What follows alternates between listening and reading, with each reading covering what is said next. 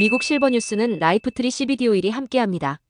캘리포니아주에선 2035년부터 새로운 내연기관 차량 판매가 금지됩니다. 연방환경보호국은 친환경 차량 판매를 단계적으로 확대하는 방안을 공식 승인했습니다.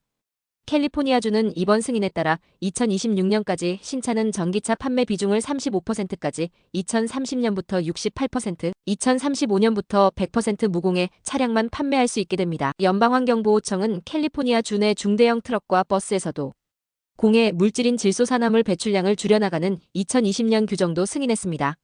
하지만 트럼프 행정부가 재판을 통해 이를 번복하고 개솔린 차량을 제한 없이 판매할 수 있도록 허용하게 만들 수 있을지도 의문으로 나오고 있습니다. 실제 트럼프 대통령 당선인은 지난 대선 기간 각 주정부가 개솔린 차량 판매를 규제하는 것을 절대 허용하지 않겠다고 선언한 바 있습니다. 미국에서 처음으로 고병원성 조류 인플루엔자에 감염된 중증 환자가 발생했습니다. 가장 많은 감염자가 나온 캘리포니아주는 주 비상사태가 선포됐습니다. 연방질병통제예방센터는 루이지애나주에서 고병원성 조류 인플루엔자 감염자가 심각한 증세를 보여 병원에 옮겨져 치료받고 있다고 발표했습니다. 미국에서 조류 인플루엔자 감염자가 중증 증세를 보인 것은 이번이 처음입니다. 당국은 해당 환자가 상업용 가금류를 접촉하지 않았고 젖소나 관련 식품에 노출된 적도 없다는 점에서 자신의 사유지에서 기르고 있는 병들거나 죽은 가금류에 노출된 것으로 추정했습니다. 루이지애나 주 당국은 환자가 65세 이상의 기저질환자라고 밝혔습니다. 가장 많은 조류 인플루엔자 감염자가 나온 캘리포니아주는 주 비상사태를 선포했습니다. 현재 미국 전체 61명의 감염자 중 34명은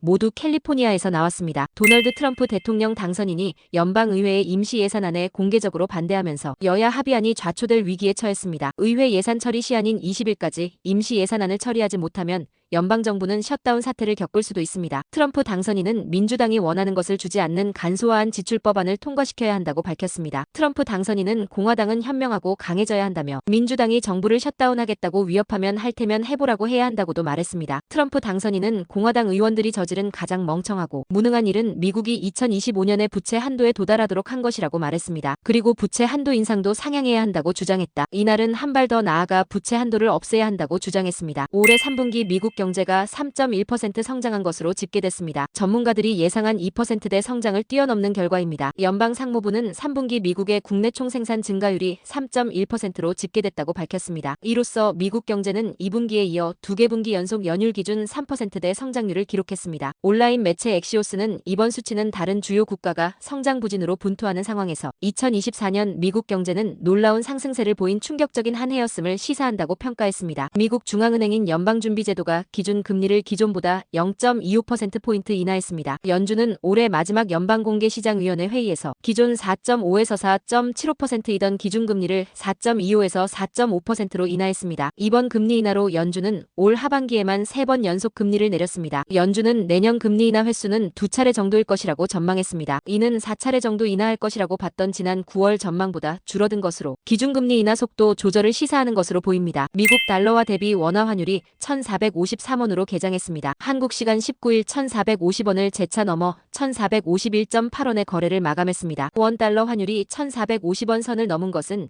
글로벌 금융위기 시기인 지난 2009년 이후 15년 만입니다. 연방준비제도가 향후 금리 인하 속도 조절을 시사한 영향으로 풀이됩니다. 연준의 통화정책이 전환점을 맞이하면서 향후 달러 강세 압력은 더 커질 것이라는 전망이 나왔습니다. 노인이 혈중 비타민 D 적정 농도를 유지하면 노화로 인한 근감소증을 효과적으로 막을 수 있는 것으로 나타났습니다. 한국질병관리청 국립보건연구원 내분비 신장질환연구과 연구팀은 노인들의 근감소를 예방하고 개선하는 방법으로 비타민 D에 초점을 맞추고 근감소증 개선 효과를 확인하는 연구를 진행했습니다. 연구팀은 비타민 D를 보충하면 운동할 때 근육에서 분비되는 호르몬이 증진돼 근육 기능이 개선된다는 사실이 증명됐다고 밝혔습니다. 비타민 D에 의한 근기능은 운동 때와 유사한 수준으로 개선됐다고 설명했습니다. 한국뉴스입니다. 윤석열 대통령이 헌법재판소가 보낸 서류를 나흘째 받지 않아 우편물이 반송됐습니다. 탄핵심판 접수에 대한 답변과 출석을 요구하는 통지서, 국무회의록 같은 증거 제출을 요구하는 준비명령서 등을 들고 갔는데 이번에도 전달하지 못했습니다. 헌재는 탄핵심판 관련 서류가 인편,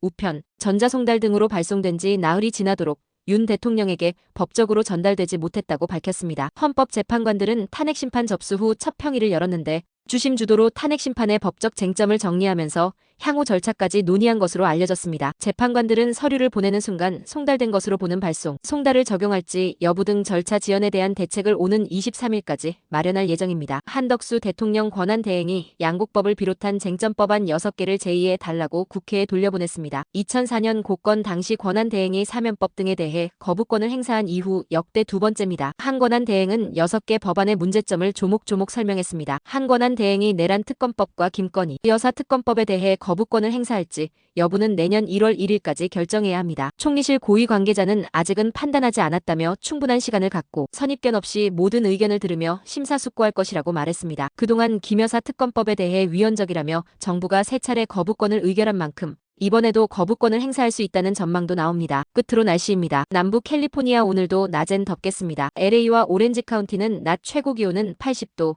밤 최저 기온은 53도 예상됩니다. 벨리와 인랜드 엠파이어 지역 낮 최고 기온은 83도, 밤 최저 기온은 53도 전망됩니다. 해안가 지역은 낮 최고 기온 69도, 밤 최저 기온 54도 예상됩니다. 산간 지역 낮 최고 기온은 62도, 밤 최저 기온은 27도, 사막 지역은 낮 최고 기온은 70도, 밤 최저 기온은 33도 전망됩니다. 오늘의 뉴스 읽어드렸습니다.